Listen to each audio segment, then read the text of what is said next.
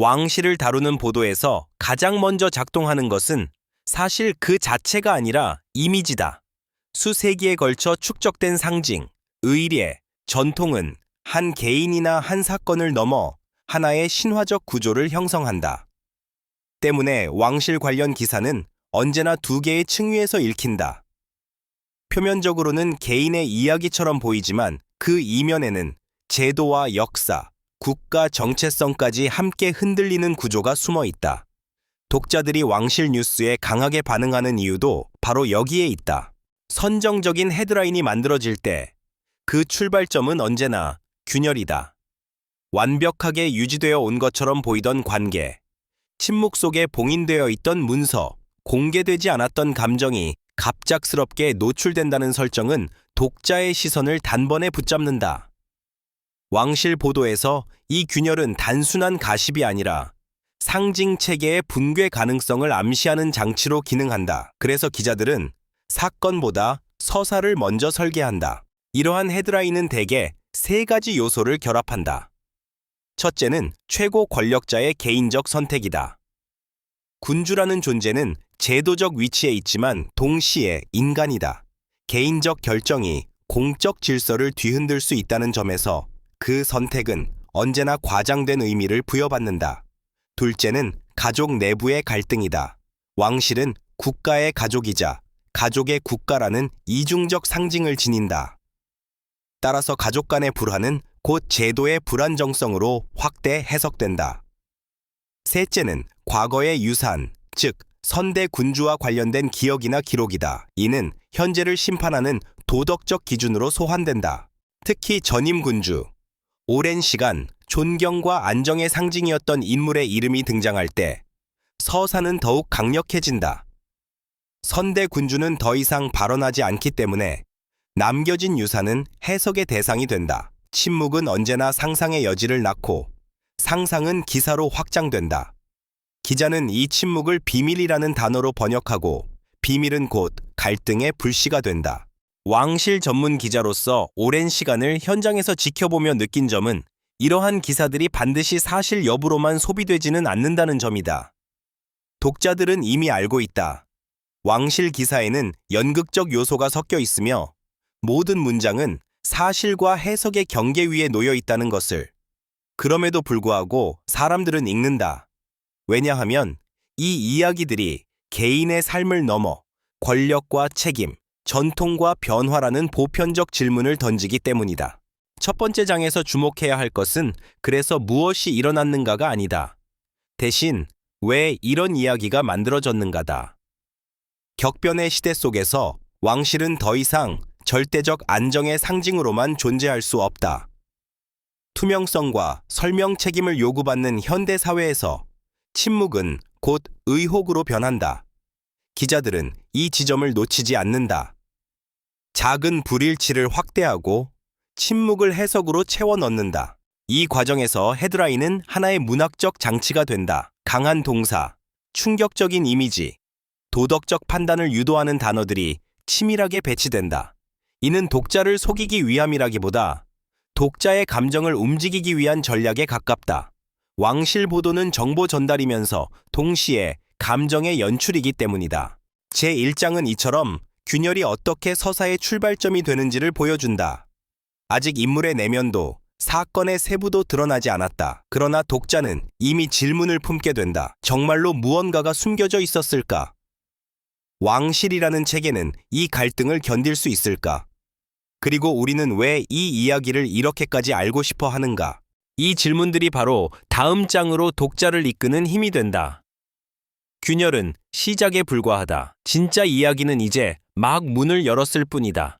왕실 보도에서 개인의 결정이라는 표현은 결코 개인적인 차원에 머물지 않는다. 특히 군주의 선택은 늘 제도 전체를 비추는 거울로 기능한다. 기자들은 이 지점을 누구보다 정확히 인식한다. 그래서 특정한 결정이 내려졌다는 설정은 곧바로 왕실의 방향성이라는 보다 큰 질문으로 확장된다. 이는 사실 여부와는 별개로 서사를 구성하는 핵심 축이 된다. 독자들이 왕실 인물의 사적인 문제에 주목하는 이유는 단순한 호기심 때문만은 아니다. 왕실은 오랜 시간 동안 절제, 인내, 안정이라는 가치를 상징해왔다. 따라서 개인적 감정이나 갈등이 표면 위로 떠오를 때 그것은 곧 그 가치들이 시험대에 올랐다는 신호로 읽힌다. 기자들은 이 긴장을 놓치지 않는다. 개인의 선택을 도덕적, 역사적 맥락 속에 배치함으로써 이야기를 확장시킨다. 특히 결혼과 가족 관계는 왕실 서사에서 가장 강력한 상징 중 하나다. 이는 혈통, 계승, 연속성이라는 핵심 개념과 직접적으로 연결되어 있기 때문이다. 따라서 관계의 변화는 언제나 질서의 변화로 해석될 가능성을 내포한다.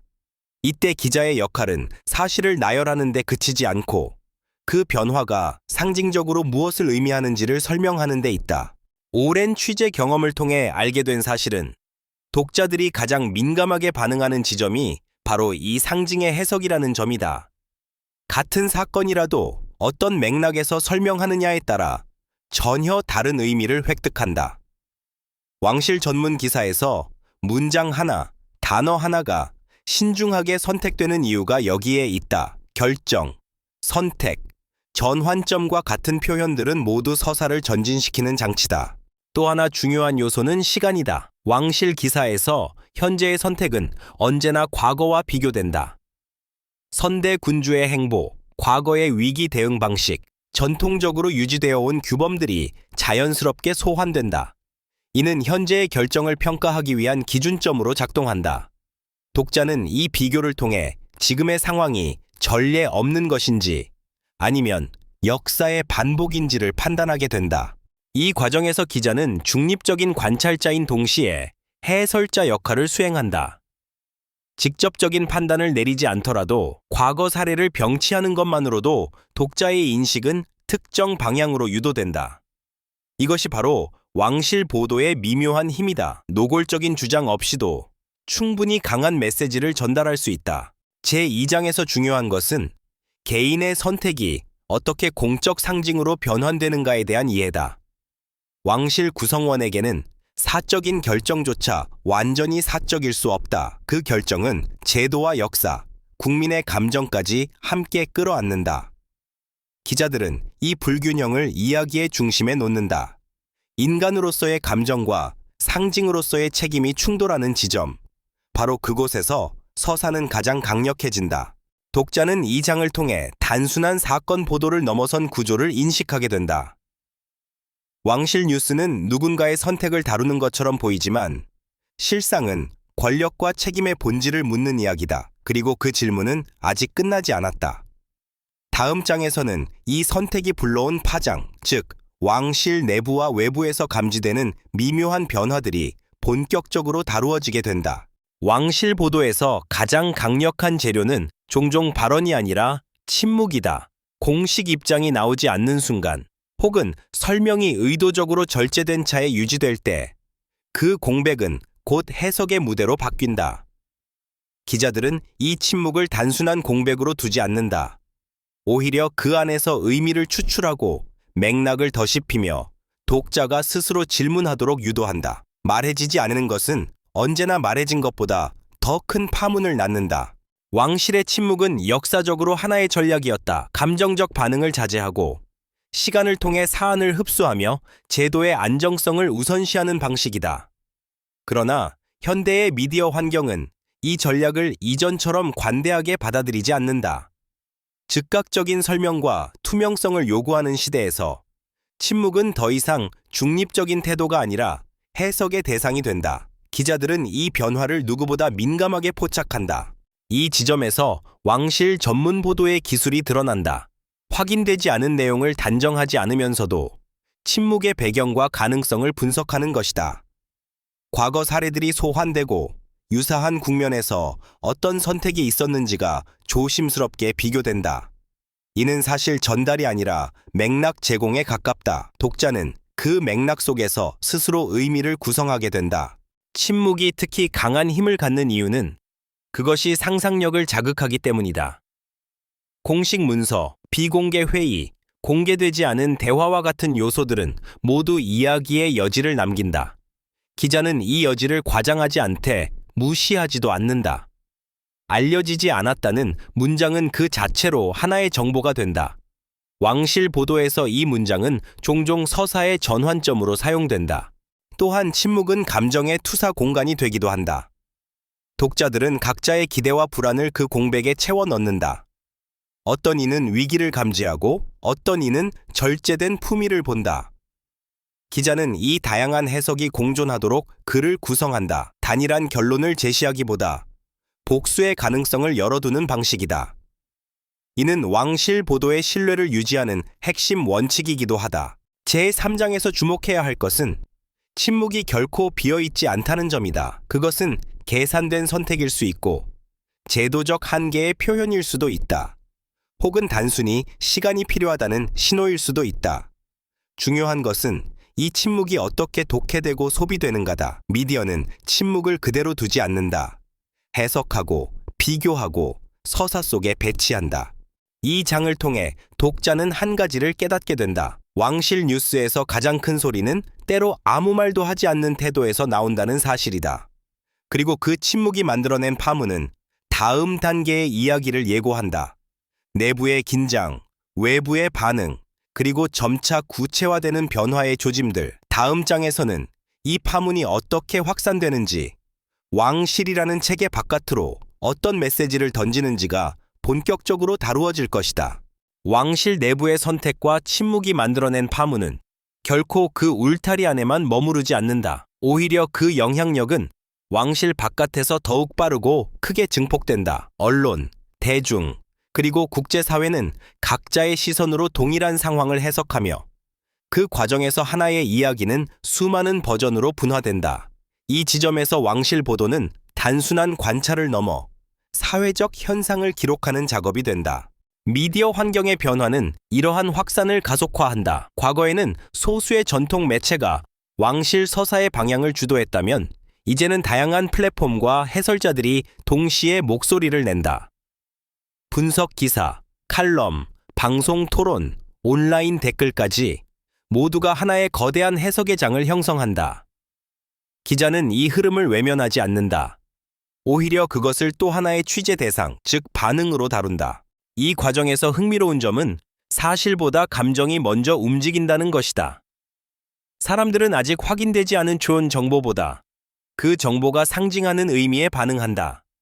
안정에 대한 불안, 변화에 대한 기대, 혹은 전통이 훼손될지도 모른다는 우려가 다양한 언어로 표출된다. 왕실은 여전히 많은 이들에게 개인적 감정의 투사 대상이기 때문에 그 반응은 때로 과장되고 극단적으로 나타난다. 왕실 전문 기자의 역할은 여기서 더욱 섬세해진다. 단순히 반응을 인용하는 데 그치지 않고 그 반응이 어떤 맥락에서 나왔는지를 설명해야 한다.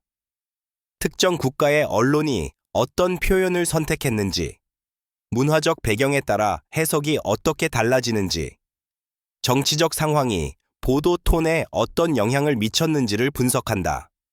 이는 정보의 홍수 속에서 독자가 균형을 잃지 않도록 돕는 작업이다. 또한 이 확산 과정은 왕실 스스로를 비추는 거울이 되기도 한다. 외부의 시선은 때로 내부에서는 인식하지 못했던 약점이나 변화의 필요성을 드러낸다.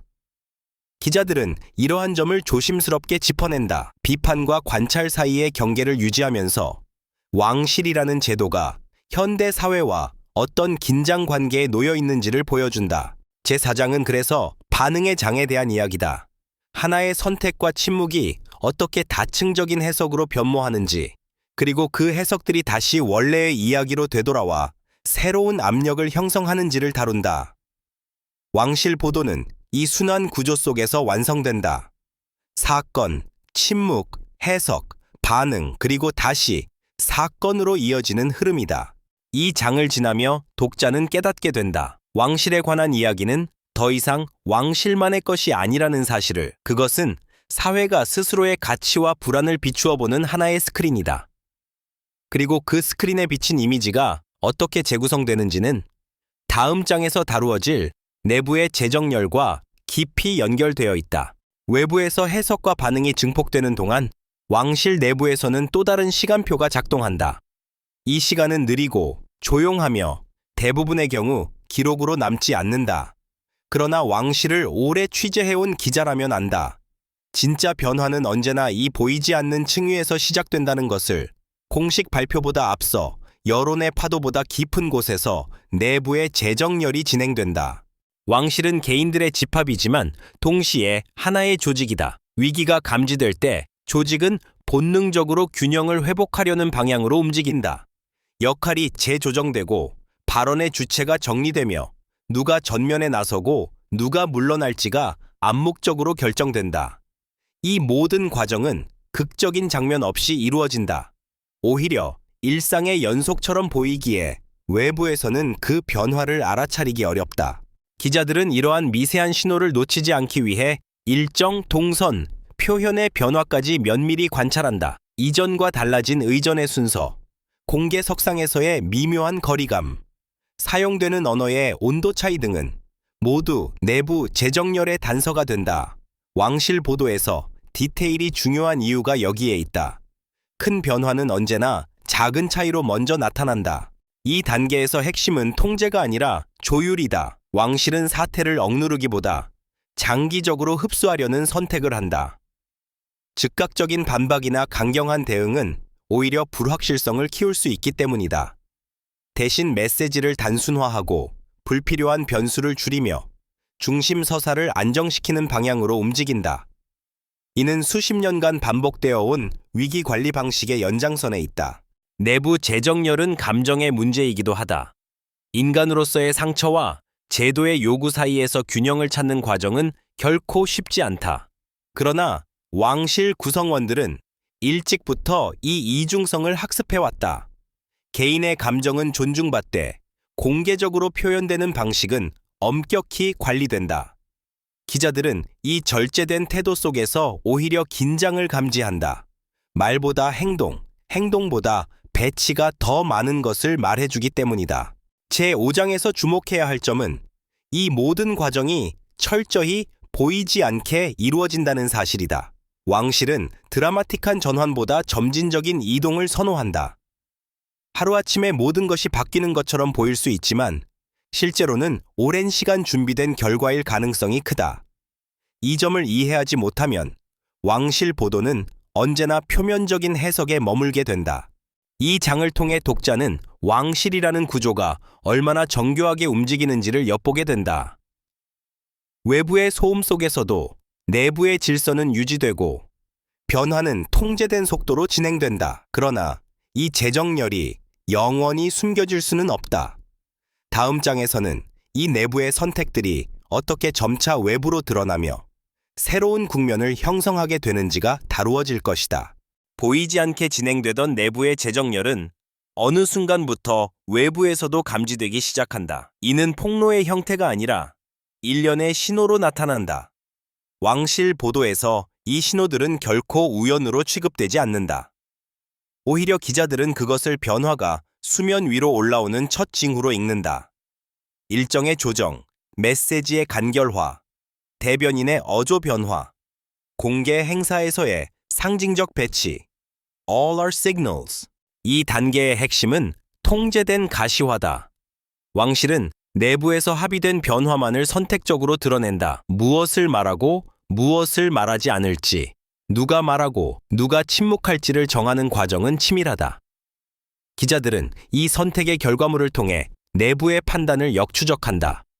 공식 발표보다 더 많은 정보는 종종 그 발표의 형식과 시점에 담겨 있기 때문이다. 특히 주목되는 것은 언어의 변화다. 단어의 선택은 감정의 온도를 반영한다. 이전보다 중립적인 표현이 늘어나거나 역사적 맥락을 강조하는 문장이 반복될 때 이는 사안을 개인의 문제가 아닌 제도의 연속성 안으로 옮기려는 시도로 해석된다. 왕실 보도에서 언어는 사실 전달의 도구이자 프레이밍의 핵심 장치다.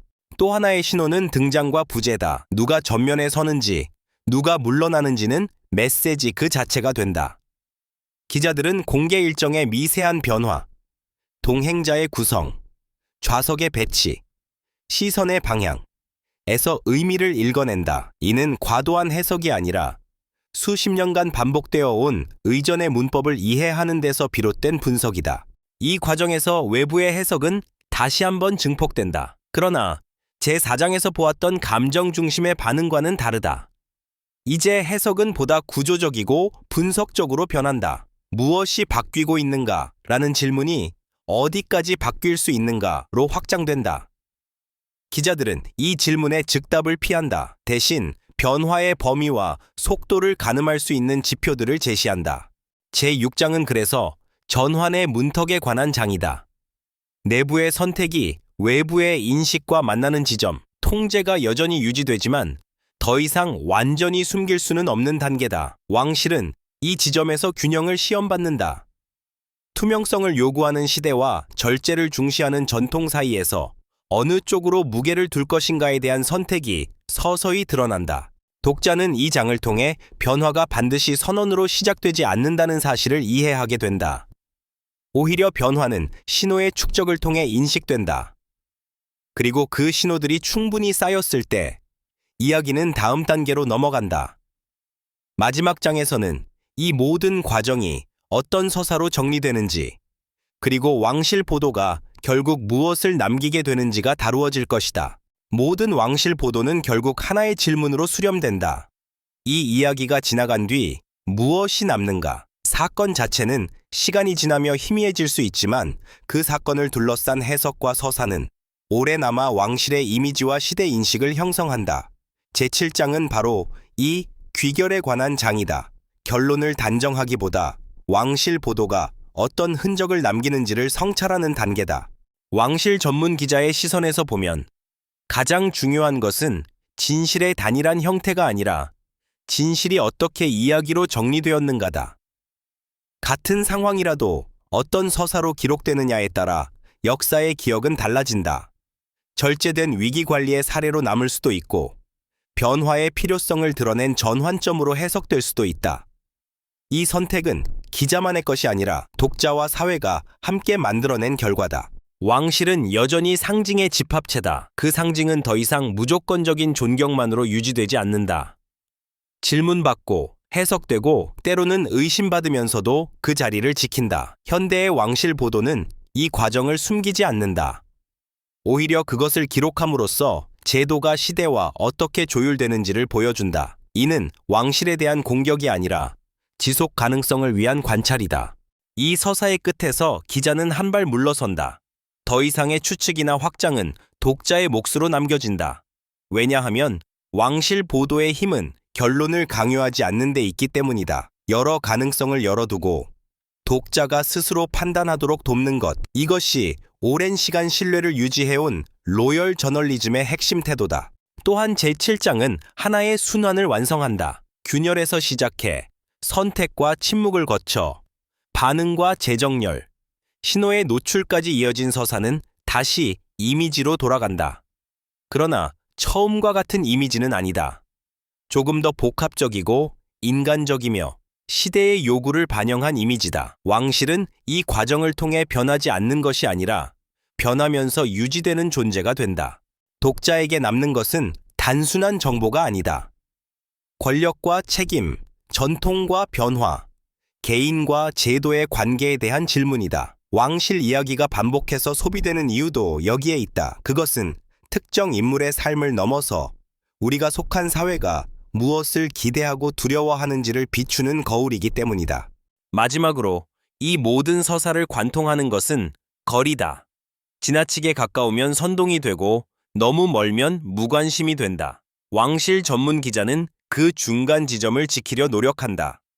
존중하되 비판하고 이해하되 질문을 멈추지 않는 태도. 제7장은 그 태도의 선언과도 같다. 이로써 이야기는 끝나지만 기록은 남는다. 그리고 왕실 보도는 다시 다음 균열을 기다리며 조용히 관찰자의 자리로 돌아간다. 이 지점에서 한 가지 더 짚어야 할 것은 왕실 보도가 단순히 현재를 기록하는 작업이 아니라 미래의 해석을 준비하는 과정이라는 점이다. 오늘의 기사는 내일의 기준이 되고 오늘의 침묵은 훗날 왜 그때 말하지 않았는가? 라는 질문으로 되돌아온다. 그래서 왕실을 다루는 기자들은 언제나 현재형의 문장을 쓰면서도 그 문장이 미래에 어떻게 읽힐지를 염두에 둔다. 왕실이라는 제도는 개인보다 오래 살아남는다. 그렇기 때문에 개인의 선택이나 갈등은 언제나 제도의 서사 속으로 흡수된다. 시간이 흐르면 인물은 바뀌고 감정은 희미해지지만 기록은 남는다. 그리고 그 기록은 다시 다음 세대의 판단 근거가 된다. 왕실 보도의 무게는 바로 이 지점에서 발생한다. 가볍게 소비되는 기사처럼 보일지라도 그 문장 하나하나는 축적되어 역사적 인식의 일부가 된다. 독자 역시 이 서사의 일부다. 클릭과 관심, 공유와 해석은 모두 왕실 이미지의 형성 과정에 영향을 미친다.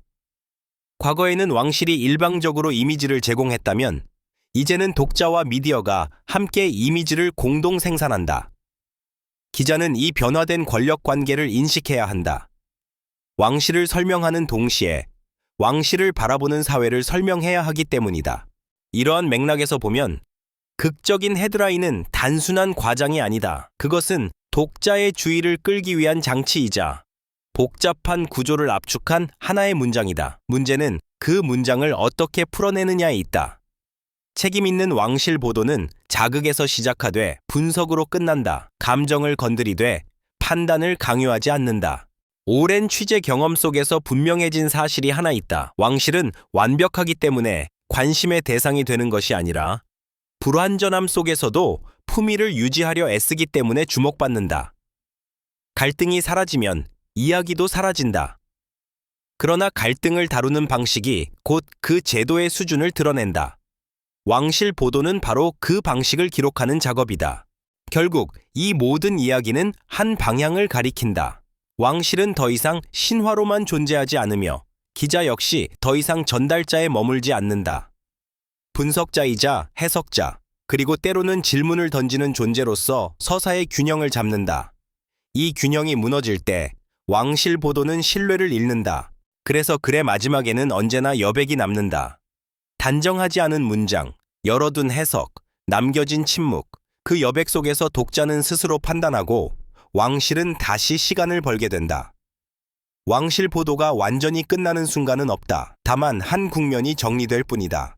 그리고 기자는 또다시 다음 이야기를 기다린다. 조용히, 그러나 놓치지 않는 시선으로. 시간이 지나면 사건의 윤곽은 흐려지지만 그 사건을 둘러싼 태도는 선명하게 남는다. 왕실 보도에서 태도란 무엇을 말했는가 보다 어떻게 말했는가에 더 가깝다. 과도한 단정이 있었는지, 필요한 맥락이 제공되었는지, 감정이 사실을 앞서지 않았는지, 이 기준들은 훗날 기사 자체를 평가하는 잣대가 된다. 그래서 왕실을 다루는 글은 언제나 자기 검열을 동반한다. 기자는 종종 독자보다 한 걸음 뒤에 서야 한다. 독자가 분노할 때, 기자는 질문해야 하고, 독자가 확신할 때, 기자는 의심해야 한다.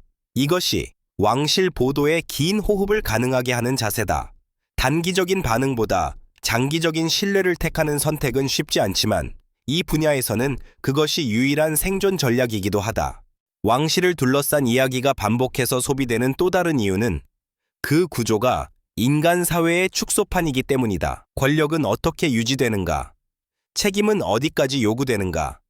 전통은 언제 변화해야 하는가? 왕실 기사 속 질문들은 결코 그들만의 것이 아니다.